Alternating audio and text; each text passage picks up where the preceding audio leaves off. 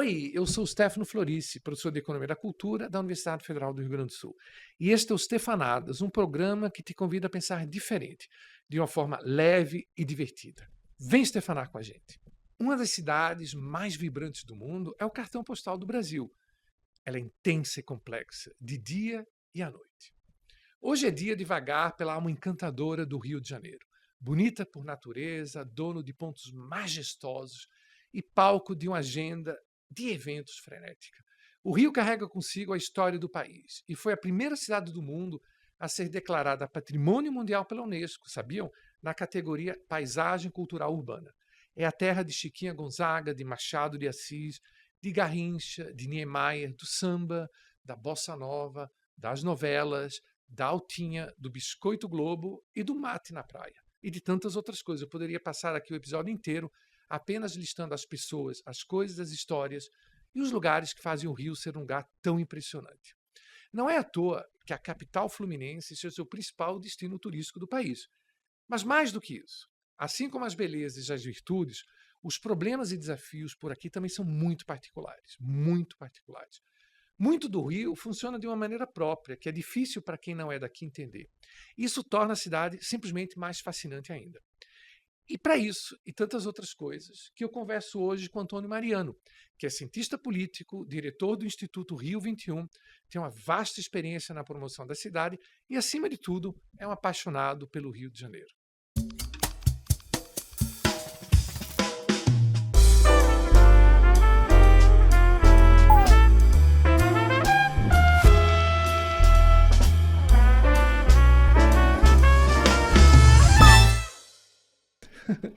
Tony, então, estou muito feliz de ter você aqui hoje, nessa tarde maravilhosa no Rio de Janeiro, stefanando com a gente. Muito obrigado mesmo, meu querido. Não, que isso, chefão. Obrigado pelo convite. É um prazer poder falar sobre Rio de Janeiro, turismo, política. É tudo que eu mais gosto de falar. Se deixar, a gente vai ficar aqui o resto da tarde e à noite conversando. Obrigado. Estou muito entusiasmado, viu, gente? Esse tema Rio, para mim, é muito caro, porque apesar de eu ser recifense e morar há 28 anos em Porto Alegre, a minha origem psicológica tem muito a ver com o Rio de Janeiro, como eu estava te dizendo antes do programa, né? Meus pais são da Itália e meu pai veio para o Brasil em 52, com 22 anos, e se instalou no Rio de Janeiro. E ficou durante 15 anos aqui, entre Rio e Petrópolis, né? Antes de ir com a fábrica que ele tinha, de malhas, né? Para o Nordeste, época de incentivos fiscais. Então eu peguei muito esse Rio de Janeiro glamuroso e talvez não querendo talvez ser um pouco... Né? As pessoas têm, obviamente, gostos diferentes, mas se pode argumentar que, do ponto de vista de, como é que se diz, impacto internacional, talvez os anos 50 tenham sido os anos gloriosos do Rio, né? Em termos de... Né, eram pouquíssimas cidades no mundo naquela época que tinham, né, esse peso de metrópole cosmopolita internacional como o Rio. Né? O Hitchcock filmando no Rio de Janeiro, a Ingrid Bergman e o Cary Grant tomando milkshake na Candelária, já imaginou? O Rio capital, né? Então eu sou absolutamente fascinado pelo Rio de Janeiro. Eu amo essa cidade, eu gosto de todos os aspectos dela. E queria começar com essa pergunta, bem lúdica assim. Dá para perceber que você é fascinado pelo Rio, pela conversa que a gente teve antes e tal. O que é o Rio para ti? Assim, quando você está lá fora, não necessariamente fora do país, mas fora do Rio, aqui no Brasil mesmo, por um tempo, e aí você tá voltando para cá, tipo... Eu penso muito no samba do avião, né, do Tom Jobim, mas assim, o que é o Rio para ti? O que é que você sente falta quando você vem para o Rio? Você diz assim, o Rio. Olha, tá aí uma pergunta que nunca me fizeram. É uma excelente reflexão. Acho que assim, de bate-pronto, o Rio para mim é casa, é amor, é saudade, é vontade de ficar, é lugar. Como diria Arlindo Cruz, é o meu lugar. É o teu lugar. É o meu então lugar. Tem uma coisa muito de comida afetiva no Rio de Janeiro, né? Tem. Assim, como a gente estava conversando antes, né? Minha mãe é venezuelana, então toda a minha vida, eu sempre passei minhas férias em Caracas durante muitos meses por ano. Como é que sua mãe veio para o Brasil, querido? Casou com meu pai. Casou com teu pai. Meu pai prestava serviço diplomático em Washington no final dos anos 80 e ele viajava o continente inteiro. Numa dessas viagens a Caracas, ele conheceu minha mãe, segundo ele foi amor à primeira vista, e aí, pouco tempo depois eles casaram e ela veio para cá. Ainda bem. Se tivesse crescido em Caracas hoje em dia, estaria... Exatamente, nem estaria lá. E em Washington estaria congelando, né? Também, o Potomac está congelado. Então eu tô bem aqui. Um pouco de calor, mas tô bem. E é isso, eu sempre eu ficava muito feliz de voltar para... Óbvio que ir para Caracas era sempre uma grande emoção, as férias, ver meus avós, meus primos, meus tios, etc. Mas eu sempre ficava muito feliz de... Estou voltando para casa. E eu voltava, lá era inverno, eu voltava no verão, eu voltava geralmente final de janeiro, início de fevereiro, aquela coisa de calendário escolar. E eu gostava daquele calor, ser recebido por aquele calor. Por mais que eu não goste de calor, eu gostava de... Calor humano, eu me né? sentia acolhido, né? Acolhido. E toda vez que eu viajo hoje, eu viajo relativamente bastante, se eu ficar mais de uma semana fora do Rio, eu já fico pensando, tá, quando é que eu volto para casa? Por mais, eu amo viajar, amo. Eu sou alucinado por viajar, conhecer novos lugares diferentes, mas eu preciso voltar para casa. Tanto é que eu já recebi várias propostas para morar fora do Rio de Janeiro, trabalhar fora do Rio. Nunca aceitei. Eu não me vejo saindo daqui. Eu sempre brinco que, olha, uma bolsa de estudos, eu até posso topar um tempo sabendo que depois de um ano eu volto para cá. Se eu souber que depois de um ano eu vou voltar para minha casa... Tá bom. Você curte esse ano fora sabendo que vai voltar. Curto, mas eu tenho que saber que eu vou voltar. Agora, me mudar, assim, sair, pra mim é impensável. Eu não consigo. E, Antônio, deixa eu fazer uma pergunta que não estava aqui no script, como vai acontecer muito no nosso papo. Tudo bem. Aproveitar, assim, que você falou de Caracas, porque, assim, hoje em dia, quando a gente pensa em Caracas, a gente pensa muito, a situação atual da Venezuela e tal.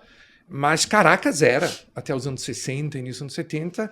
é conhecida como a cidade da eterna primavera. Né? Caracas é uma cidade que eu tive chance de ir algumas vezes para Caracas, sempre antes do Chaves, né? Eu peguei outras épocas, inclusive com 9 anos eu fui a primeira vez a Caracas, pouquíssimas memórias, mas assim, a ideia, pelo que eu conheço da Venezuela, é um país muito caloroso, como é o Brasil. Né? É um país que tem... E a cidade é uma cidade grande, né? Tem montanhas, né? La Marquetia, lá né? A parte do mar, fica o aeroporto, a cidade da eterna primavera. Então, tem algumas coisas, me veio isso agora, falando contigo, eu nem tinha pensado em Caracas, tem uma coisa meio Rio, assim, entre aspas, né? Qual é a diferença que você vê entre essas duas cidades, assim, na tua experiência pessoal, assim? Olha, eu acho que a semelhança é muito no calor. No calor. No calor da sociedade, né? São dois povos, o carioca e o caraquenho são dois povos muito acolhedores, né? São muito de ajudar o próximo, de estar junto, muito família, de estar com os amigos. Então, eu sempre que estava na casa dos meus avós, dos meus tios, sempre tinha alguém. Sempre alguém da família, algum amigo, um primo, sempre tinha alguém. É sempre uma coisa de estar junto dos outros. Eu acho que isso é uma herança latina, talvez ibérica, não sei, desse calor, né, humano. É que os andinos, por exemplo, eles são calorosos, mas eles são mais tímidos, né? Sim, um pouco mais sérios, né? Sim. Minha mãe é andina, por exemplo, ela não é de Caracas, ela é de Mérida, mas ela se criou... Mérida é maravilhosa, ela se criou a cidade em da Caracas. universidade, lá nas montanhas. Isso, mas ela se criou em Caracas. E minha avó é de Mérida, mas meu avô, ele é do outro lado, ele é do oriente do país, ele é mais perto do Caribe, mais perto do mar, né? E acho que a diferença é uma diferença...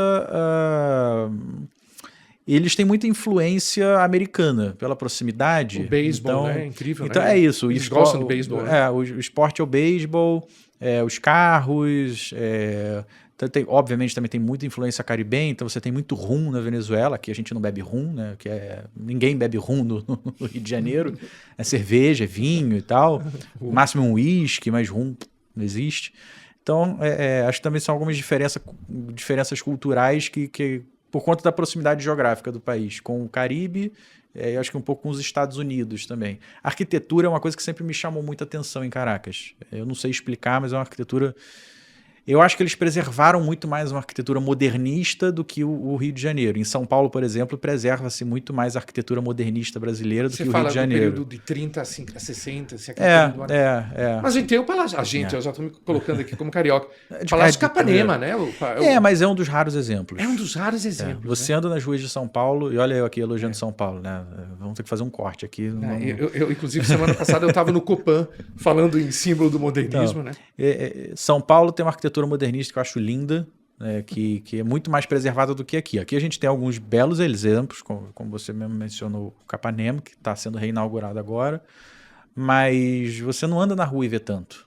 A gente tem uma arquitetura muito mais ainda portuguesa, colonial portuguesa. Você anda pelas ruas do centro do Rio, do centro histórico, você enxerga ali Lisboa. Lisboa. Tem muitos amigos meus que falam que é pequena Lisboa. Pequena Lisboa. O centro histórico é pequena Lisboa. Prefiro dizer que Lisboa é pequeno Rio. Eu também prefiro. Os portugueses, com todo amor por Portugal, pelos portugueses, estão com muita bola hoje em dia, né? Isso. O Rio então, assim, puxando de volta para o Rio de Janeiro, quando eu imaginei falar de Caracas, foi já pensando nessa outra pergunta. O que você sente, assim... E não precisa ser uma resposta acadêmica, mas assim, o que você sente que faz o Rio uma cidade única? Talvez nenhuma cidade seja tão absurdamente única assim. Tem sempre características que a gente pode ver em uma outra cidade e tal. Dizem que Sydney, eu não conheço, mas tem um pouco esse ar assim, jovial. Mas o que você acha, assim, pelas suas viagens, pela sua experiência, que diz assim, mas isso é tão Rio de Janeiro? Olha, acho que é a resiliência. A resiliência, fantástico. A resiliência. Tem um vídeo, um corte de uma entrevista, se eu não me engano, do Maurício Meirelles, eu não lembro, que ele fala assim, o Rio de Janeiro é perfeito. E graças a Deus que ele tem violência, porque se ele não tivesse, o brasileiro não ia morar aqui, porque o metro quadrado ia custar R$1 milhão e só ia ter grego, francês, americano. Então você teve que criar um defeito para o Rio de Janeiro não ser tão perfeito assim. Genial. É genial, enfim, é triste porque a gente tem a violência, mas Não, mas sinceramente eu acho que é bem verdadeiro. Um metro quadrado ia para o espaço sideral. É isso. Mas eu acho que a resiliência do carioca fala muito sobre si, né? A forma da gente enxergar os nossos problemas, da gente conseguir lidar com os nossos problemas do cotidiano. Tem um vídeo que circula há alguns anos na internet, que é aqui na Barra da Tijuca, na Avenida das Américas, 2 motoristas de ônibus brigando, aí um pega o ônibus, bate no outro, acelera, bate no ônibus, e um cara aleatório no ponto de ônibus filmando, e ele filmando, e lá, maluco brigando, não sei o que, barará. Aí ele, porra, mas São Paulo não tem isso. Aí ele mostra a montanha, mostra o pôr do sol. Porra, olha isso, olha essa montanha, só o Rio tem. Assim, é um jeito de você levar jocosamente essas coisas. Excelente exemplo. Eu costumo dizer que só 2 coisas vão sobreviver a uma tempestade nuclear, as baratas e os cariocas. Porque o carioca é isso, ele consegue se safar de muita coisa, né? Ele consegue... É tanto problema que a gente tem, é tanta... Enfim, é a pobreza, é a comunidade, é a violência, é a PM, enfim, é tanta coisa que a gente cria uma casca para o mundo. Eu costumo dizer que o carioca, dos brasileiros, o carioca consegue melhor se adaptar ao mundo porque ele se vira. Você vê um problema, você se vira. Deixa eu aproveitar e te perguntar. Eu não quero muito focar coisas negativas porque o Rio de Janeiro está tão incrível e morando fora do Rio, eu fico um pouco triste de ver que muita gente, assim, existe um pouco uma moda no Brasil de associar o Rio com problema, né? E as pessoas esquecem, né, a quantidade imensa de qualidades que essa cidade tem e que o país deve muito a essas qualidades, né? Porque o Rio, literalmente, o Rio e um pouco Minas Gerais, eu acho que são a alma perfeita do Brasil, né? Mas assim, puxando, já que a gente falou nisso, sem nem precisar muito adentrar profundamente, quais problemas maiores você classificaria no Rio hoje? Assim, problemas de essas coisas são concretas e a gente precisa encontrar. Eu não tenho soluções necessariamente, mas a gente precisa encarar esses problemas. Olha, eu acho que a criminalidade, número 1, isso infelizmente é uma coisa que de fato afasta turista, afasta investimento, e ela permeia hoje não só as ruas, mas muitas outras esferas, e acaba influenciando políticas públicas que poderiam dar certo e infelizmente não dão. Então, acho que a criminalidade nas suas mais diversas esferas, que acaba influenciando também muito na desigualdade, e a desigualdade eu não me refiro só à questão de renda, mas eu me refiro, por exemplo, à distribuição territorial e geográfica de oportunidades. É inaceitável que uma pessoa tenha que se deslocar por 2-3 horas de transporte público para conseguir chegar no seu emprego. Por que ela não pode ter um emprego perto? Por que tem que ter uma concentração de empregos num eixo tão pequeno, sabe? Existe um movimento pendular, né, do Rio para dentro do Rio de manhã e para fora do Rio no final da tarde, que é absurdo. E aí, por conta desse movimento, outro problema é o transporte público. Quantas pessoas moram na área metropolitana? 12, 13 milhões? Na cidade do Rio são aproximadamente 6, na região metropolitana é o dobro, são 12.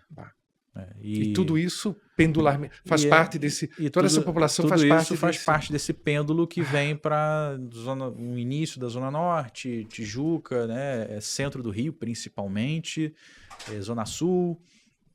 Aqui a Barra também, enfim, com essa proliferação de escritórios que a gente tem na Barra hoje, também tem muita gente vindo para cá.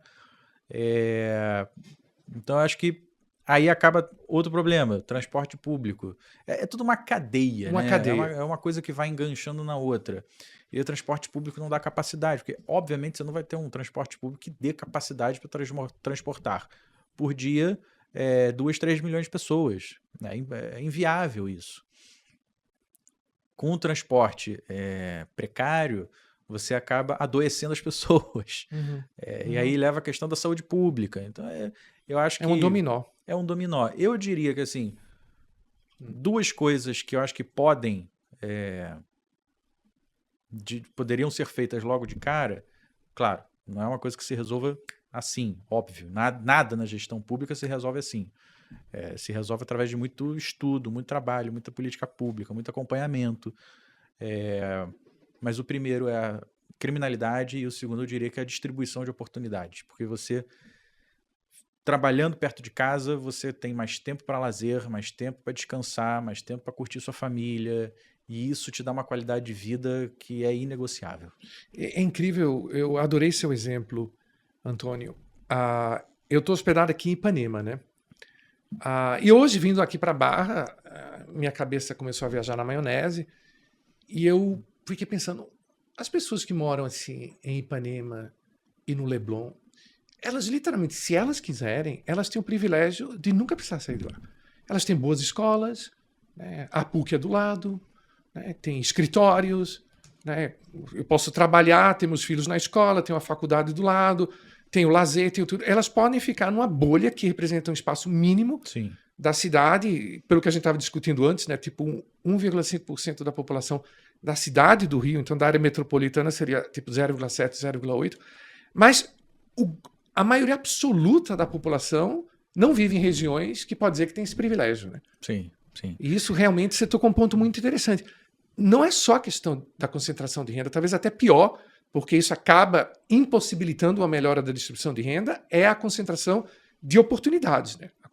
A concentração dos espaços geográficos das oportunidades. Eu diria que eu não diria nem que Ipanema Leblon, eu só uma piadinha, mas Botafogo é o bairro que você jamais, se você quiser, você nunca vai sair. Porque Botafogo você tem maternidade, hospital, escola, comércio, todo tipo de comércio que você quiser, cinema, teatro, sei o quê, e cemitério.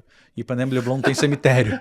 Então, se você quiser ir para Botafogo, é o melhor deles. E tá muito em voga, né, o bairro agora. Muito, né? muito. Excelentes muito, restaurantes. Muito. Os restaurantes estrelados, né? La Salle, o La Salle, o Ouro e o Otec são todos naquela região. Fantástico. E é muito charmosa aquela região. Mas sim, é isso. A gente tem, principalmente o turismo, vende muito esse eixo da Zona Sul também, que é Ipanema, Leblon, Copacabana, Jardim Botânico, Lagoa, que para quem não é do Rio, obviamente não é obrigado a saber, mas para quem não é do Rio, acho que o Rio de Janeiro é só aquilo. Exato. Quando eu fui secretário, uma das minhas políticas era justamente tentar mostrar que existe um outro Rio de Janeiro, que existem pontos turísticos fora desse eixo, para diversas coisas. Primeiro, para você resgatar para quem é daquele outro território, uma autoestima e fala, pô, aqui tem alguma coisa que vale a pena ser vista porque é de fora. Segundo, você ampliando um leque de oportunidades, o turista fica mais tempo no Rio de Janeiro e gasta mais dinheiro aqui, gera mais renda, mais imposto, etc, etc. Você mostra um outro lado do Rio de Janeiro que tem muita cultura, que tem muita riqueza, que geralmente não vem. Quando meus parentes vinham da Venezuela, a gente ia buscar no aeroporto, quando eles eram a primeira vez que vinham, eu costumava dizer o seguinte, olha, digamos que o Rio de Janeiro é aqui o para-brisa do carro, tá? O aeroporto está aqui, né? Você está vindo aqui, a gente está margeando isso daqui, e a Zona Sul é isso aqui, ó. Acabou. A Zona Sul é esse canto do para-brisa do carro, que, enfim, por acaso posso dizer que é essa TV. A Zona Sul, você inclui o Flamengo e Botafogo também? Ou só a tal nova Zona Sul? Flamengo e Botafogo, até porque a gente sempre morou nessa região, Laranjeiras, Flamengo e tal. Então, a Zona Sul é isso aqui. A gente mora aqui, Copacabana é aqui, Ipanema é aqui, e Barra já estava crescendo. E a Barra é aqui, onde ficam aqueles shoppings, não sei o quê. Acabou. E meus tios falam assim, tá, e o resto? Eu falei, o resto é o Rio de Janeiro também. Só que é a Zona Norte, a Zona Oeste, é o Corcovado que fica aqui no meio, tem 2 parques gigantes, tem a Pedra Branca, tem a Floresta da Tijuca, tem Guaratiba, Sepetiba, etc, etc, etc. Mas, enfim, não é turístico. Né? E eles falam, não sabia que era tão grande e tal. Paris, por exemplo, cabe na Zona Sul e no centro do Rio de Janeiro. Paris, a cidade de Paris. A Torre Eiffel, que recebe mais turista do que o Brasil inteiro por ano, cabe na Zona Sul e no centro do Rio de Janeiro. O Rio de Janeiro é uma cidade gigantesca, mas que é isso, falta explorar. E eu acho que agora, nesse pós-pandemia, está sendo cada vez mais explorado. Pouco a pouco, mas está. Deixa eu aproveitar, como eu falei na introdução, né, o Antônio é diretor executivo, né, da Rio 21, que Instituto Rio 21. Do Instituto Rio 21, que é um centro de pensamento que pensa os problemas e principalmente as soluções para o Rio de Janeiro. Você tocou num ponto que eu gosto de bater muito nos meus trabalhos com os meus alunos, eu trabalho muito essa questão da relação cultura com desenvolvimento, que é a autoestima. Eu acho que não existe desenvolvimento nem pessoal, nem social, nem econômico numa sociedade ou com pessoas sem autoestima. Como é que você acha que anda a autoestima do carioca? Eu acho que baixa, mas em franco processo de melhoria. Tá? Eu acho que nos últimos 10, um pouquinho mais anos, o Rio de Janeiro passou por um processo de crise moral, crise financeira, crise ética. Infelizmente, quase todos os nossos governadores foram presos, o que, obviamente, te dá um baque. Você para e pensa, pô, mas logo no Rio, sabe? Se fosse um governador, poxa, é aquele caso isolado que já é ruim, sabe? Mas quase todos, sabe? De todos os que estão vivos, não foram presos. O Witzel, mas que sofreu um processo de impeachment, e a Benedita. Né? Acabou. Todos os outros foram presos em algum momento. Isso mexe, você tem razão. Isso mexe com a nossa moral, com a nossa autoestima. E logo num momento logo depois de um momento onde a gente recebeu Copa, Olimpíadas, Papa, etc., sabe, grandes e vultuosos investimentos, onde justamente a gente pensou, cara, estamos decolando. A capa da revista, qual era a Time, eu não lembro. The Economist, em 2009. The Economist. Que mostra... Exato, que mostra... Tem 2 capas maravilhosas, que mostra primeiro o Cristo decolando e a outra o Cristo sem rumo, né, caindo. Muito bem lembrado. Então, no meio disso teve a crise financeira, né, o Estado quebrou, a prefeitura, na época do prefeito Crivella, infelizmente também quebrou. E tudo isso leva a um desgaste da nossa autoestima, mas que eu acho que nos últimos 4 anos melhorou bastante. O prefeito Eduardo Paes tem ali uma visão, tem quem gosta, tem quem não gosta, mas eu acho que ele vem fazendo uma gestão brilhante de enxergar o Rio de Janeiro com estratégia, sabe, de a longo prazo, falar o Rio de Janeiro tem vocação para isso. Uma coisa que eu gosto muito nele, ele parece ter uma energia muito positiva, né? Muito alegre, muito... Tem. Muito. Ele é uma pessoa que sabe pensar o Rio de Janeiro, a sua vocação, é um cara que está sempre com a barriga no balcão, como ele sempre fala. Ter um show da Madonna, por exemplo, Um show da Lady Gaga não é à toa. Não é. Aquilo ali foi feito com base em planejamento. Como é que a gente pode aquecer o calendário de eventos, o calendário de turismo da cidade do Rio de Janeiro? Qual é o mês que tem o menor número de turistas? Maio. Quando é que são os shows? Pô, maio no Rio de Janeiro é maravilhoso. O clima é espetacular. É isso, é perfeito. E quando é que são os shows? Muito interessante. Porque ele é feito com planejamento. Olhando assim para a história do Rio de Janeiro, eu tenho uma curiosidade para te perguntar. Assim, quando a gente olha a história do Rio de Janeiro, e talvez toda grande cidade do mundo, né? Paris teve o Barão Haussmann, né? Você falou de Paris, que fez aquelas grandes transformações na década de 1870 e tornou Paris essa cidade moderna, que era medieval. A gente teve aqui alguns processos como esses. Primeiro, talvez o Rio, 1763, né, ele vira capital da colônia. Depois, em 1808, capital do Império Português. Né, temos a independência. Aí tem um período assim que grandes obras, eu não acredito. Eu acho que o período imperial, me corrija se eu estiver errado, não mudou muito a cara colonial do Rio. Né? Era uma Rio de cidade, ruas estreitas, né? Sujas, perigosas. Não mudou, não modernizou. Não modernizou. Não modernizou. Eu acho que o período imperial foi um período de obras significativas, estruturantes, talvez, né? E de desenvolvimento territorial. Né? A gente expandiu muito a cidade.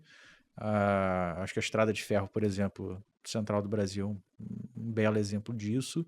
Mas, de fato, não deu uma modernização como a gente está acostumado a pensar e a falar e a ver, né, como o Pereira Passos fez, como o Barão fez em Paris. Isso, de fato, não teve tanto no Império. Que a gente estava falando, gente, antes da entrevista, que o Rio de Janeiro, no início do século XX, né, passou por um processo que eu acho que nenhuma cidade brasileira jamais passou tão intenso. Né? Ele, em certo sentido, também... Acho que Oswaldo Cruz foi nessa época também. Sim, né? sim. Eu me lembro que uma vez eu li uma reportagem sobre aquele período e que muitos navios na época que saíam da Europa tinham propaganda, né? Viagens diretas a Montevideo, Buenos Aires, sem passar pelos perigosos focos de febre amarela e cólera do Rio de Janeiro. Né? Aí o Oswaldo Cruz meio que... Né? Eu acho que... Sem querer mexer com os brios de ninguém, gente, que o Stefanatos é lugar de luz, né? Mas eu acho que hoje o Oswaldo Cruz tem uns problemas também, né? Eu acho que sim. Infelizmente, eu acho que sim. Quando a gente vê que o próximo ministro da Saúde, que no caso dos americanos chamam de secretário de Saúde, pode ser uma pessoa não muito simpática às vacinas, né? Acho que ele não ia gostar muito da biografia do Oswaldo Cruz. Não ia gostar nem um pouco da biografia do Oswaldo Cruz.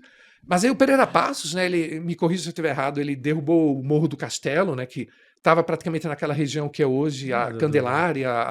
Um pouco mais para o lado. Um pouco mais para o lado. Né? Fez a Avenida Central, que é a atual Rio Branco. Né? Exato. Construiu o Teatro Municipal, a Escola Nacional de Belas Artes, que é o Museu Nacional hoje, né? A Biblioteca Nacional. Então ele deu claro, daquele jeito típico do início do século. A participação popular era zero. Sai tirando e derrubando. Sem qualquer participação. Exato. E sempre, óbvio, focando nessa região mais. Mas assim... Deu um tchan, né? Assim, tchan não é o que é que eu quero dizer com tchan? Tipo, movimentou as energias da cidade, né? Tipo, a cidade se tornou uma cidade moderna. Eu acho que existem 3 grandes momentos desse tchan, né? Ótimo, era isso que eu queria te perguntar. O primeiro, justamente com Pereira Passos, quando a gente... Paris dos trópicos, modernizar o Rio de Janeiro, europeizar o Rio de Janeiro, ser aquela... versão europeia da América do Sul. A gente não era nascido naquela época, né? Mas você concorda pelas fotos que a Avenida Central era mais bonita do que a Rio Branco é hoje. Sem comparação. Meu Deus, aqueles prédios são que anos 60, 70, aqueles blocos assim. A Avenida Rio Branco, se eu não me engano, está na 3ª geração de edifícios. 3ª geração. Já construíram a primeira lá no início do século XX, derrubaram, fizeram o segundo, derrubaram, já está na 3ª. Terceira. Mas voltando, querido, eu lhe interrompi. Então a primeira foi Pereira Passos. A primeira com Pereira Passos, a segunda com Lacerda, né, quando o Lacerda fez muitas obras... Tu falas também do aterro? Sim.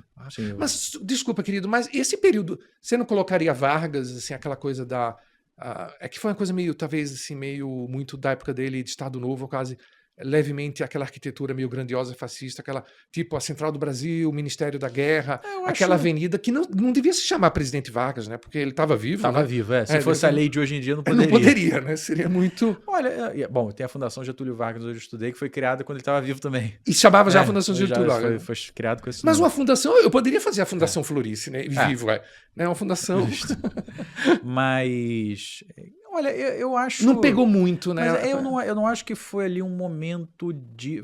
aquilo ali foram todas construções voltadas para a modernização do Estado. Perfeito. Né, do governo, de mostrar como o governo é grande, o governo é forte, é isso. Aquele Ministério da Guerra o Ministério da Guerra, o Ministério da Fazenda, o Ministério do Sim, Trabalho. lá na rua... Na Antônio Carlos. Isso. São... Ainda é do Ministério da Fazenda, aquele prédio? Ainda é. Uau. E o do lado também é do Ministério do Trabalho. Que ali é a região do Castelo, ali onde ficava o Morro do Castelo. Ah, lá fica o Morro do Castelo. Exato. O Museu Histórico Nacional é por ali também, né? É ali, por ali também. Ali, então você vê as fotos aéreas antigas, era uma grande esplanada, que quando derruba o morro, ficou durante muito tempo vazio. E aí o Vargas pega aquela região e fala, bom, aqui é onde eu vou levantar. Eu acho que aquilo ali foi isso, uma demonstração de força. Eu amei o que você falou. Foi muito mais uma demonstração de força do Estado Novo do que propriamente pensando na cidade, no tecido urbano. Sim, exato. Ah, perfeito. Querido. E aí eu acho que entra, então, Lacerda, num segundo momento de Tchan, porque... ele faz obras de modernização de fato do Rio de Janeiro, então ele cria o plano Doxíades, que é o plano policromático, a linha vermelha, a linha amarela, que a gente tem hoje. Uau. A origem é lá, e eu não vou lembrar, acho que são 5 ou 6 linhas, pode ser até mais talvez, mas deve ser alguma coisa em torno disso. Linha verde, linha azul, linha lilás, tinham várias que nunca saíram do papel. Mas ele pensa essa forma estruturante de como é que eu tiro o Rio de Janeiro do atraso do início do século e jogo lá para frente. Ele cria Guandu, cria o Aterro do Flamengo. Como foi a paisagista? A paisagista e a arquiteta, que tem até o filme com a... Tem. Ai, não lembro o nome dela. Bah, maravilhosa, né, cara? Que era a companheira da Elizabeth Bishop, sim, né? Sim, exatamente. Eu tenho que ver esse filme, inclusive. É outro filme que eu tenho que ver. Eu tenho o musical do Tom Jobim e esse filme. Mas maravilhoso. Não, e o Lacerda era fluente em inglês, né? Era tipo um cidadão do mundo mesmo, né? Sim. Não, ele era muito culto. Muito, muito culto. Ele tinha suas questões políticas, mas como um gestor, assim, fora totalmente da curva. Mas acho que até que fala positivo para ele, porque ele tinha questões políticas com todo mundo, né? Sim, ele teve que se exilar também, né? Tipo, não era um radical, né? Mas acho que... eu tô adorando isso. Então, o segundo momento, que bobagem, eu não tinha pensado. O segundo grande momento foi o período Lacerda, primeira metade dos anos 60. Eu diria que sim. E aí, eu acho que o terceiro é agora com o Eduardo focando nas Olimpíadas. Ele tem muitas declarações pré-Olimpíadas nos outros 2 governos dele, onde diz assim, eu estou usando a Olimpíada como desculpa para fazer obra para tudo que é cidade. Tudo que é canto da cidade fala, isso é para a Olimpíada. Não estava no caderno olímpico, mas ele fala, mas é para a Olimpíada. Eu acho ótimo, porque você aproveita esse momento de boom. Ele fez o BRT, que deu não é o transporte ideal, não é o perfeito, mas é o ideal para o momento. Até uma curiosidade, por que quando a gente chega aqui pela Avenida das Américas, tem assim um monte de BRTs estacionados um atrás do outro? É alguma garagem, alguma coisa que tem aqui perto? Ou... Tem o terminal Jardim Oceânico e tem o terminal Alvorada. Porque são muitos. Porque bonitos eles. O Alvorada é o maior de todos. O Alvorada é um centro nevrálgico do BRT. Por isso todos eles aqui perto. Mas não, o Eduardo ele comprou mais de 500, 600 ônibus nos últimos 4 anos, todos eles são super novos. Então eu acho que é um momento onde ele construiu várias linhas de BRT, fez o VLT no centro, que agora tem falando de VLtificação, sei lá como é que fala isso, de alguns corredores de BRT, inclusive. A expansão do metrô até a Barra da Tijuca também foi desse período? Foi para a Olimpíada também. Foi para a Olimpíada também. E ela não expande mais porque acaba o dinheiro do governo do estado. É aí por isso que entra então o BRT para complementar. Perfeito. E muitas outras obras, sabe? Muitas outras obras de infraestrutura na cidade que a gente estava precisando. O Porto Maravilha, que hoje está de fato começando a sair os resultados daquela requalificação urbana, acho que é a joia de toda essa coroa. Né? O prédio aquele prédio, qual era aquele grande jornal do Rio? Eu sempre confundo porque é Correio da Manhã, Correio da Noite. Jornal do Brasil? Não o Jornal do Brasil, aquele prédio que era o grande, foi construído no final dos anos 20, ele até pegou fogo, que era o primeiro grande arranha-céu do Rio de Janeiro, foi leiloado há pouco tempo. Ah, o À Noite. À Noite. O À Noite. Ele vai virar o quê? Residencial. Fantástico. E deixa eu puxar esse galho, querido, no nosso ping-pong. Pode ser uma coisa muito burra que eu vou falar agora, e me desculpem, né? Assim, eu moro no centro de Porto Alegre, né? E uma coisa que eu amo em Porto Alegre, eu estava dizendo para alguns amigos queridos que no sul do Brasil a gente tem duas grandes capitais. Curitiba me lembra muito São Paulo. Uhum. É dinâmica, é rica. Cada vez que eu vou para Curitiba tem alguma novidade. E Porto Alegre lembra muito o Rio. Porto Alegre tem uma vida de rua que no Brasil só quem tem mais é o Rio, porque o Rio é incomparável. Mas uma coisa que eu amo em Porto Alegre, que o Rio para mim é top, que eu vejo em qualquer bairro dos que eu frequento, né? Vejo muito onde você mora, lá naquela região, eu sou louco por Laranjeiras. Essa mistura de arquitetura, sabe? É o novo, é o velho, né? Não são prédios gigantescos e arrogantes, né? Tem uma coisa tão gostosa nesse tecido urbano do Rio de Janeiro, mas especificamente falando de Porto Alegre, eu moro no centro, eu adoro o centro de cidade. Eu acho o centro de cidade, o centro das cidades são democráticos, você encontra todo tipo de pessoas. Já tem tudo. Tudo. Eu amo. Agora que a gente foi filmar também o nosso querido Stefanadas em São Paulo, antes de vir para cá, a gente ficou lá no Copan, né? O centro de São Paulo também é belíssimo. Sim. Já teve um pouco melhor, mas também já teve pior, então aquela coisa toda, né? Mas o que é que caracteriza tanto o centro de Porto Alegre? Claro, alguns amigos meus gaúchos poderiam dizer que eu sou muito otimista, mas as pessoas às vezes são um pouco exageradas de falar mal da própria casa, sabe? Eu acho que nós brasileiros temos um pouco esse vício, sabe? Mas o que é que eu vejo? Nunca houve perda de população no centro de Porto Alegre. Ou pelo menos uma perda assim intensa. E sem querer parecer elitista, porque não é nesse sentido que eu estou falando, é no sentido puramente econômico, nunca se perdeu a classe média, né? A sensação que eu tenho no Rio, eu não sei quando exatamente isso aconteceu, é que o centro do Rio, eu não classificaria ele exatamente como residencial, né? E de fato não é. E isso é para revitalizar, você não precisa das pessoas morando, como é que é? Então, aí é onde entra o pulo do gato do Porto Maravilha, né? Porque também o Reviver Centro. São duas políticas agora da prefeitura que estão dando muito certo. Uma coisa que pouca gente sabe, tinha uma lei que proibia unidades residenciais no centro do Rio de Janeiro. Uau! Então, o que até aquele... Eu não lembro de exatamente quando essa lei, tá? Eu posso falar besteira, mas chuto que é dos anos 70, tá? Sim. Então, desde os anos 70, digamos... Que é o período áureo da decadência dos centros de cidade no Brasil, sim, né? Quem morava, morava. Quem não morava, não mora mais. É basicamente isso. E se quiser morar, transforma um escritório clandestinamente num apartamento, digamos, né? Então você não tinha esse incentivo para morar no centro porque era proibido construir novas residências no centro do Rio de Janeiro. Isso explica muita coisa. Vem então agora o prefeito Eduardo Paes nos últimos 4 anos, ele logo no primeiro ano criou um programa que se chama Reviver Centro, que depois até se desdobrou em outro, por exemplo, que é o Reviver Cultural, que eu vou explicar, que também ajuda a trazer vida. O Reviver Centro é incentivos a que você retrofite edifícios antigos no centro do Rio de Janeiro e transforme em residencial e construa também, onde puder, novos edifícios residenciais. Então, o Porto Maravilha se aproveita muito disso. Você vai ver ali a região do Santo Cristo, que é já um centro um pouco mais expandido, ali perto da rodoviária, perto do porto. Você deve ter ali para mais de 10 novos edifícios residenciais. Fantástico. Que estão sendo levantados do zero. E estão pululando retrofits pela área do centro de fato, nos últimos meses. Nos últimos meses? Nos últimos meses. Nos últimos 4 anos é que essa lei nova, o Reviver Centro, se não me engano, é de 2021. Né, do final de 2021, digamos, início de 2022, por aí. Vale então a pena, então. Vale. Então, os edifícios estão ficando prontos agora. Vale a pena. Quando foi que foi derrubado aquele elevado? Foi na outra gestão do prefeito. Foi, acho que se eu não me engano, foi no primeiro mandato ainda, 2009, 2012. Aquilo foi fantástico, né? Porque Deve esses ter elevados meio deve ter uns que 10 anos já. acabaram com as cidades, né? Sim, sim, O sim, miopão sim, em São sim. Paulo também é meio Sim. problemático. Que legal, então assim, mas esse retrofit, ele se concentra mais naquela região, lá do Porto Maravilha, ou ele já está se espalhando Os edifícios novos estão concentrados no Porto no e o Porto? retrofit pelo resto do centro. Que legal. E aí, por exemplo, o Reviver Cultural, que é outra política Pronto. que se desdobrou. Inclusive, quem toca esse projeto é uma grande amiga minha, Karina, que ela é apaixonada por ele. Você tem um polígono ali, um perímetro dentro do centro antigo, né, que é o que eu falei que é a Pequena Lisboa, né? Pequena Lisboa. Que é ali a área da Praça 15, perto da Candelária. Uhum.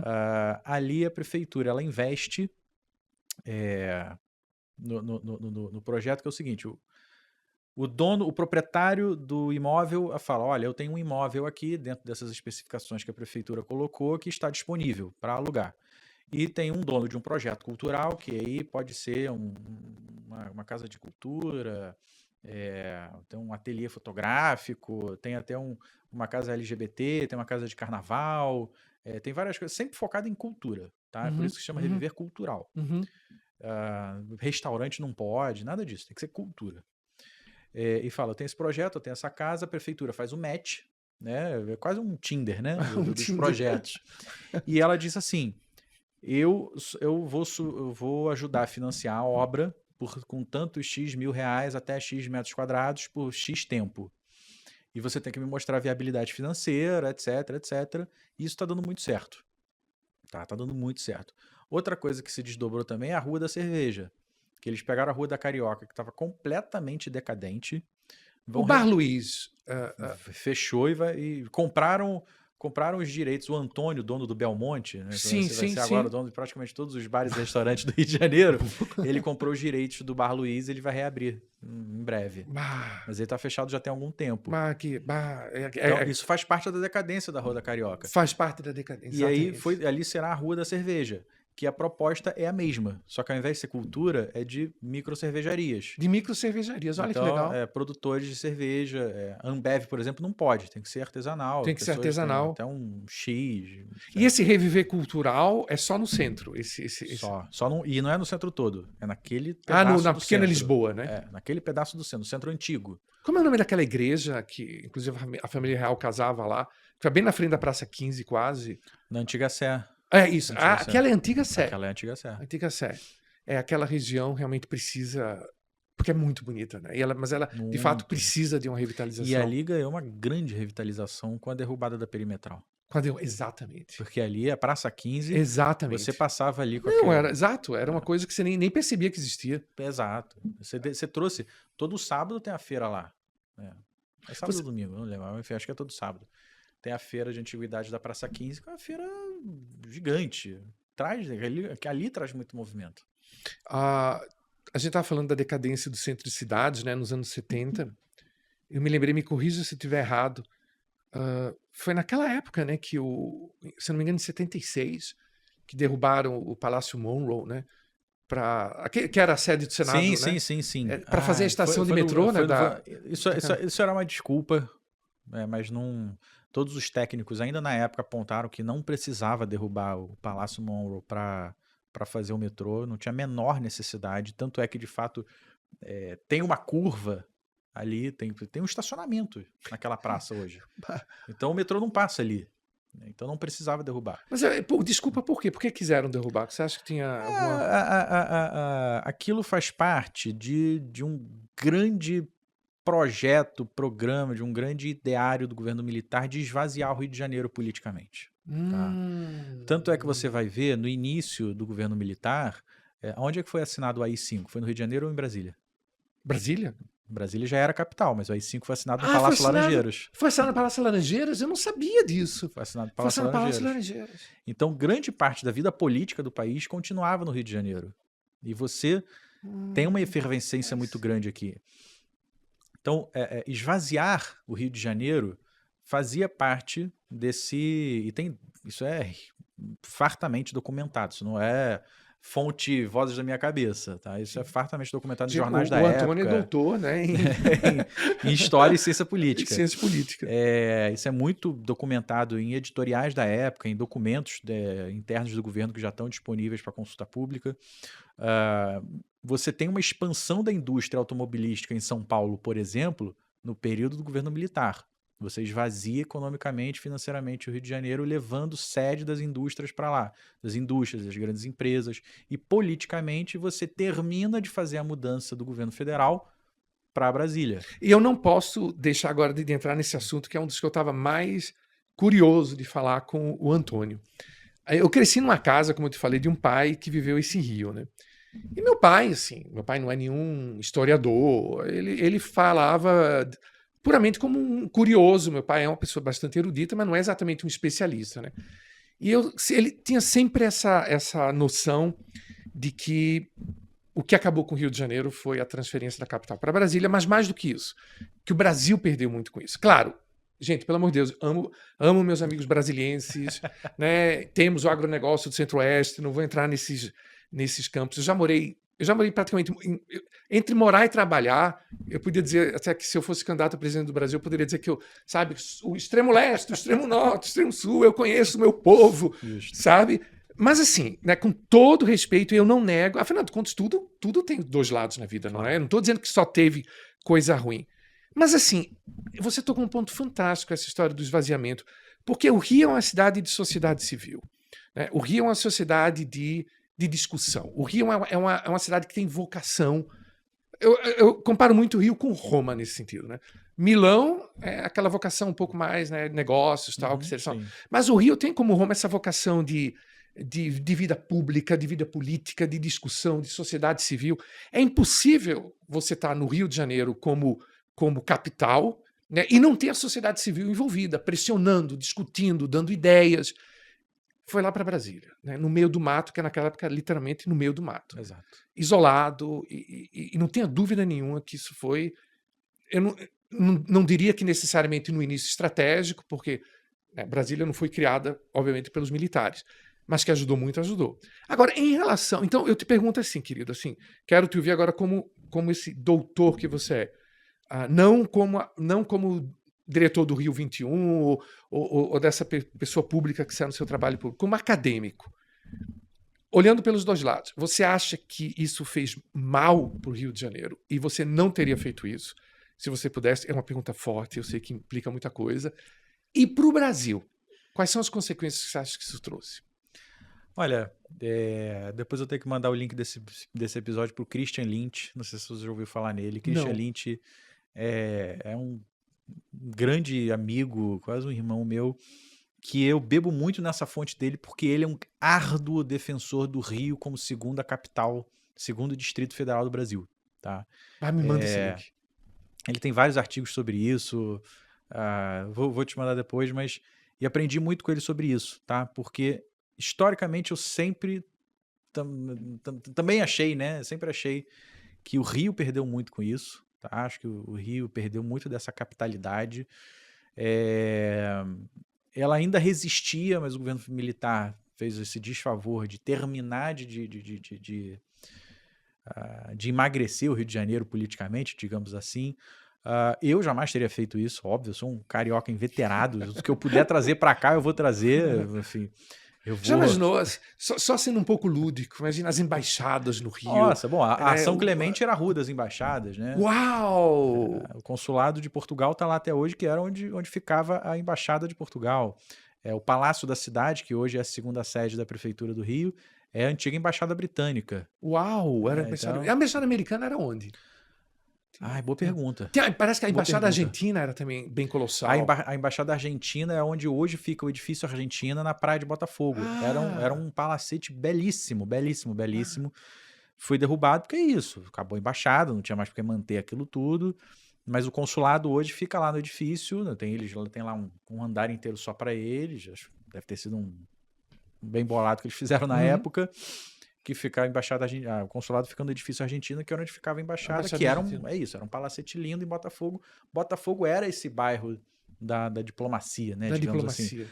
Casa de Rui Barbosa. Rui Barbosa, nosso grande jurista, diplomata, enfim. Que eu tive o privilégio de lançar lá um livro uma vez sobre economia da cultura. Fica na Rua São Clemente. Exatamente, lá em Botafogo, né? Botafogo. Que era então Rua das Embaixadas. Ali era a Rua das Embaixadas. Meu Deus do céu, imaginem, gente, assim, eu não tô querendo ser muito romântico, mas me deixem ser um pouco romântico também. Pensa a dinâmica da cidade, né? Pessoas do mundo inteiro conversando, discutindo. Lá o Palácio Monroe, no centro, né, que era o Senado, o Palácio Tiradentes era a Câmara dos Deputados, né? Toda uma vida dinâmica, pressão sobre os políticos. Olha, na época do Vargas, antes, no Estado Novo, né, não no segundo período, mas porque no segundo período ele morava já no Palácio do Catete. Mas que é onde ele se matou, né? Que é onde ele se matou. Mas ele morava no Palácio Guanabara antes, no primeiro período, e trabalhava no Catete. Muitas vezes, isso também é documentado, muitas vezes ele saía a pé do Palácio Guanabara, ia a pé para o Palácio do Catete, e ele parava no Café Lamas, que é o, Meu Deus, um maravilhoso, dos mais antigos, acho que é o mais antigo do Brasil, se eu não me engano. Para tomar um café, etc. Ele ia a pé. Então você imagina, o presidente da República, andando ali na Rua Paissandu, na Rua do Catete, falando, tô indo para o trabalho. Porque isso a gente tá mais acostumado, isso, onde ele se matou, que foi no Catete, porque ele já morava lá depois. Sim. Mas tinha muito, ali aquela região, Flamengo, o Rio de Machado de Assis, que morava no Cosme Velho. Sim, exatamente. Aquilo ali era muito frequentado. Pinheiro Machado, o grande senador, o nosso senador gaúcho lá, que foi assassinado, né? Ele morava onde hoje fica a Rua Pinheiro Machado, no Morro Viúva da Graça, se eu não me engano, que é do lado do Palácio Guanabara. Ele tinha um palacete ali, ele morava naquele palacete e era um grande ponto de encontro dos políticos intelectuais da época. Me tira uma dúvida que... morreu no Flamengo. Ele foi assassinado no Flamengo. No Hotel dos Imigrantes, talvez, que era na Rua Barão do Flamengo, por ali. E o Palácio Guinle, ele é o que hoje? Onde os Guinle moravam? Eu sempre confundo... Em Botafogo. É em Botafogo o Palácio Guinle ou em Laranjeiras? Não, tem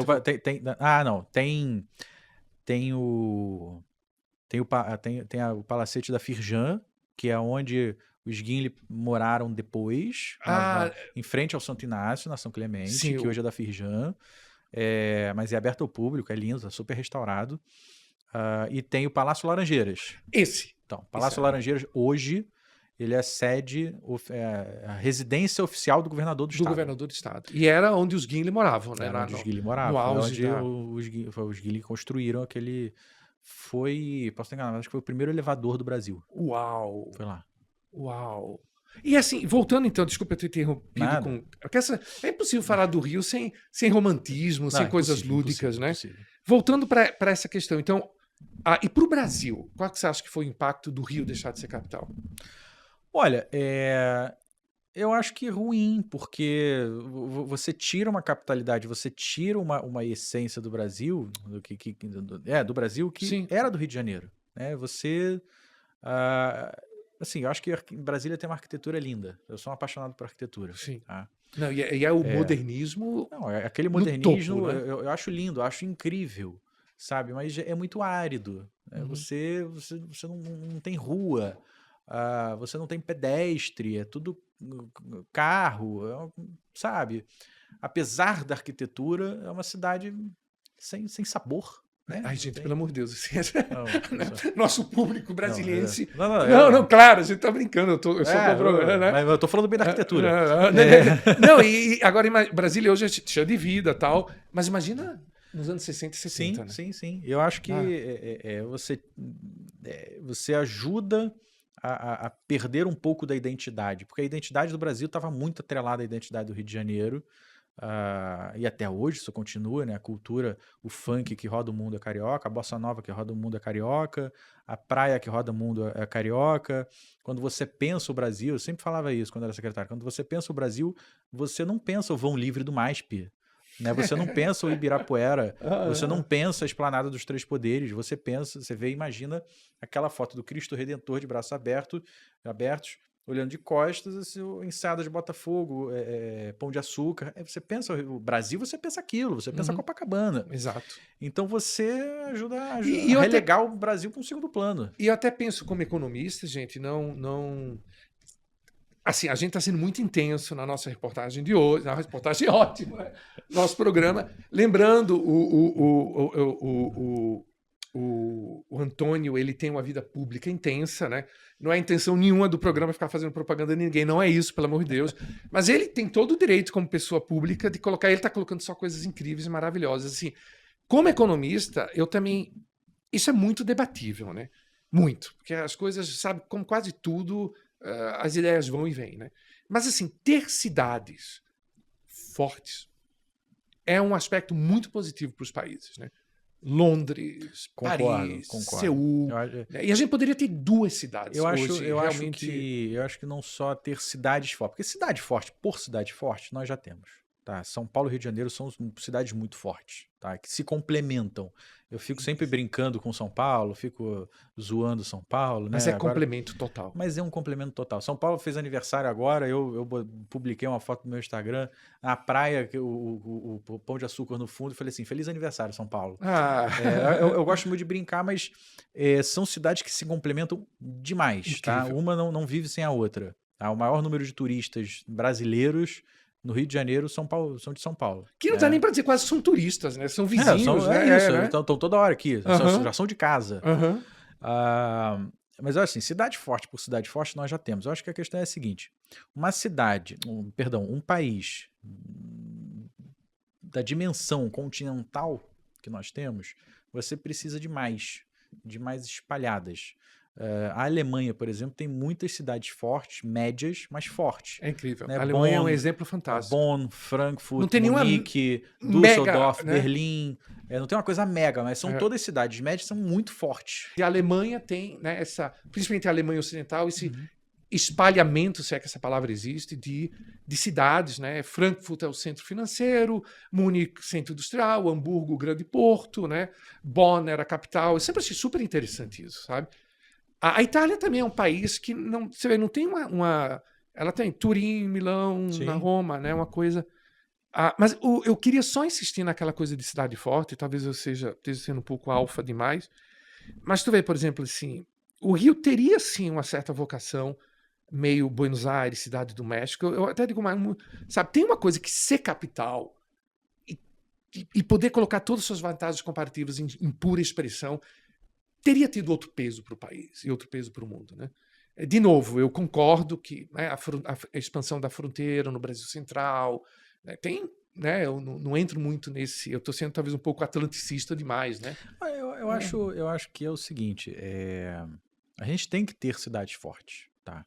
Mas eu acho que cada região tem a sua vocação e você tem que explorar essa vocação. O Rio sempre teve uma vocação política. Uma vocação acolhedora. Então, eu acho que a política precisa disso. A política precisa acolher, porque a política é isso. A política obviamente, que uma disputa pelo poder, e não o poder pelo poder, mas o poder para você poder ter o poder e aplicar as suas ideias, suas políticas públicas. Né? Eu digo a disputa pelo poder nesse sentido. Sim. E a política ela tem que ser acolhedora para poder acolher essa multiplicidade, dessa variedade de ideias, tá? E de sugestões e opiniões, sabe? De correntes. E você não tem isso num lugar árido, né? Com todo respeito, de novo, a Brasília, mas que é muito árida. Você, historicamente, teve isso no Rio de Janeiro. O Rio de Janeiro é uma cidade múltipla, é uma cidade diversa, é uma forma... Ela se forma num contexto muito caótico, inclusive, porque a história da formação do Rio de Janeiro é até meio curiosa. Naquela época das colônias, a gente tinha que ter sido fundado como vila. E não, a gente entra direto na categoria de cidade. Né? Estácio de Sá já mete logo um cidade e vambora. Então, acho que, inclusive, a gente já já é acelerado por natureza. Acelerado por natureza, sabe? A gente já vambora. Vai ser isso aí, acabou. De berço, né? Incrível. E ali a gente tem portugueses, indígenas, depois os franceses que tentam invadir, e você tem os africanos. O Rio de Janeiro foi o maior porto do mundo, né? De escravos escravizados, né? Que vieram da África. Então, que contribuiu enormemente para a nossa cultura. Depois, no séculos 19 e 20, a gente recebe uma migração europeia gigantesca também, e a gente sempre de braços abertos. Tá? Então, eu acho que a nossa vocação política mostra isso, o acolhimento a essa multiplicidade. Tá? Cidades fortes. Alemanha tem cidades fortes, Inglaterra tem, Itália tem, Estados Unidos nem se fala, China nos últimos 20, 30 anos pululam cidades fortes, cada um com a sua vocação. A própria Índia está indo nessa direção. A Índia está indo muito nessa direção. Então, acho que a gente tem que saber explorar essas vocações. Recife, né, sua cidade, eu acho que ela é muito vocacionada também para a política. Muito. Muito. Você vê a história do Brasil, a história política do Brasil, Rio de Janeiro e Recife são duas cidades que competem ali por um protagonismo político. Sim. Em muitos que diga momentos, a Confederação do Equador, né? Em muitos momentos em pé de igualdade, né? Ali... Salvador que não fica com ciúmes, né? Mas eu acho que é isso. Belo Horizonte tem que ser uma cidade forte nacional e não apenas regional. Porto Alegre tem que ser uma cidade forte nacional e não apenas regional. Veja o peso que o Rio Grande do Sul teve nessa história republicana, né? É enorme. A Revolução de 30 foi quase uma imposição assim dos gaúchos. Né? Foi talvez o primeiro movimento civil de massa do Brasil. Foi essa alegria. Vamos mandar Vargas lá, inclusive ele chega e coloca lá o cavalo, né? Manaus, né? No boom Belém, da borracha. Belém. Então, que tiveram seus momentos de queda, mas que enfim, hoje, por exemplo, tem a Zona Franca. Por que não vira um grande polo industrial? Por que tem que ser tudo em São Paulo? Exatamente. Eu acho que é isso. Você tem que entender a vocação de cada cidade. Hoje o Rio de Janeiro tem uma vocação cultural muito forte, muito forte. Muito forte. Ela continua sendo a porta de entrada do Brasil, no mínimo no imaginário do mundo. A gente já deixou de ser a porta de entrada na prática, né? Porque Guarulhos nem se compara. Eu sou de uma época que você não era nascido, querido, que a gente viajava muito para a Europa nos anos 70, a minha família toda mora na Itália, e eu sou de uma época que o Galeão tinha aquela voz icônica daquela mulher. Sim. E eu me lembro tá, gente, desculpem, tá sendo elitista, eu vou fazer 56 anos, me deixem ser um pouco. Viajar de avião era muito bom. Aquelas cariocas elegantes que iam de chapéu, sabe? O Galeão era o Galeão lá da música do samba do avião, né? Outras épocas. Assim, de novo, pelo amor de Deus, né? Mas eu fico um pouco triste quando vou no Galeão hoje, não por ele hoje, mas as lembranças, né, todos aqueles aviões internacionais, sabe? Não, eu viajo, muitas vezes eu tenho que pegar uma conexão em Guarulhos por causa disso. E quando era o contrário, triste, as né? pessoas, os paulistas vinham de Congonhas, que não existia Guarulhos. Mas agora, por exemplo, enfim, o prefeito da Paz está fazendo esse trabalho de coordenação entre aeroportos e o Galeão tá indo num boom, batendo recordes históricos. Né? Passando Olimpíadas e Copa do Mundo no que maravilha. De passageiros. E ainda a Singapura que administra? É a Changi. Eles vão continuar? Aparentemente vão. Vão, né? Aparentemente eu só fico triste que tiraram o voo direto Santos Dumont para Porto Alegre. Então isso eu não perdoo. Mas é pelo bem do Rio. É pelo bem do Rio, tudo bem, eu perdoo. E só para a gente fechar essa história de cidades, para o pessoal, eu acho que a gente deixou o pessoal do Brasília um pouco carente, né? Qual seria a vocação do Brasil? Agora é continuar a capital, né? Já que é capital, né? Agora é continuar a capital. Acho que não tem muito. Não, assim, brincadeiras à parte, eu acho que Brasília, ela vira um ponto nevrálgico ali no Brasil, que ela é um grande hub de distribuição para o Brasil inteiro. Afinal de contas, vamos aproveitar. Que ela começa os aviões, né? Que o aeroporto é um super hub, né? Super. Aproveita e transforma aquilo ali num hub ali do Centro-Oeste, distribui para o Brasil inteiro, traz o Brasil inteiro para cá. E eu acho que turismo ecológico, turismo de natureza, turismo de aventura, assim, a proximidade com a Chapada, né? Eu fui ano passado para a Chapada, eu nunca tinha ido. É super perto. Então você acho que tem que... Claro, que aí não é só Brasília, é um trabalho coordenado com Goiás também. Né? Mas Brasília é o centro. Né? Acho que tem que... Dá para você aproveitar outros novos potenciais ali, para não ser só o centro do poder. Porque o centro do poder pelo centro do poder vai ser terça, quarta e quinta. Exato. E acabou. Né? Final de semana, Brasília vai ser... Hoje não é, mas se for apenas isso, vai ser uma cidade vazia. Não faz sentido. Sim, sem dúvida. Antônio, eu quero aproveitar agora o tempo que a gente ainda tem. É muito gostoso falar contigo. Vamos, assim, com todo o respeito pelo Rio de Janeiro, tenho perguntas super fofas aqui, mas eu acho que em certo sentido nas entrelinhas elas foram respondidas. Vamos expandir um pouco. Eu quero aproveitar a tua cultura, a tua inteligência e discutir alguns pontos que eu acho interessantes. sempre de forma light, né? Tentando não colocar nomes, né? Já falamos do Eduardo, tudo bem, né? Não, porque eu acho que também é uma conta do distanciamento histórico, né? Boa. Você no momento atual, eu fiz meu doutorado nisso, você falar do momento é sempre, obviamente, efervescência. Vai ter quem ame, vai ter quem odeie, vai ter quem tenha opinião. Quando você tem um distanciamento histórico, é uma coisa que vai cristalizando. Então, ninguém vai falar mal do Lacerda, ninguém vai falar mal do Pereira Passos, sabe? Ninguém vai falar... porque é uma coisa tipo, é do passado, é da história, é do livro, né? Vargas, que talvez tenha sido a figura mais amada, odiada da história do Brasil, hoje vocês falam de Vargas, Então, antes da gente ir para as nossas 2 últimas perguntas, só para brincar um pouco com você, aquilo que eu estava te dizendo antes. Já que nós somos mais personalistas que institucionalistas, a gente precisa de pessoas como você na política, para que a gente possa pelo menos ter... A política é feita de muitas formas, não apenas pelo voto. Exatamente. Então eu vou continuar fora do voto. Concordo. As eminências pardas são as mais importantes para colocar um pouco de bom senso nas políticas. Meu querido, a gente chegou na 1h30. Queria fazer 2 perguntas que eu faço para todo mundo. É tipo meio que marca registrada de Stefanadas, assim. Primeiro, se você pudesse escolher a manchete do jornal amanhã, você escolheria qual? Putz. Nossa, é difícil essa. Que vem no meu coração agora. Do Rio, falando do Rio, vamos falar do nosso Não, querido eu tô pensando uma coisa do Rio. Do Rio, né? Olha, se você tivesse me perguntado isso há um ano, eu diria o Botafogo campeão da Libertadores. Como a gente já foi, então eu tenho que pensar numa coisa nova. Mas aproveitando, falando, assim, não tô querendo machucar nem menosprezar, muito pelo contrário, até porque eu não sou muito de futebol. Mas assim, chegar campeão da Libertadores, né? Vou dizer, uau, vou disputar o Mundial de Clubes e ser eliminado logo no início é uma dor terrível, né? Né? Mas a gente fica aquela sensação que eu senti, eu tenho uma simpatia pelo Inter lá em Porto Alegre. Sim. E o Inter passou uma coisa parecida em 2010. Né? Mas agora a gente vai ter a Copa Mundial dos Clubes em junho, julho nos Estados Unidos e tem outra Copa agora de clubes?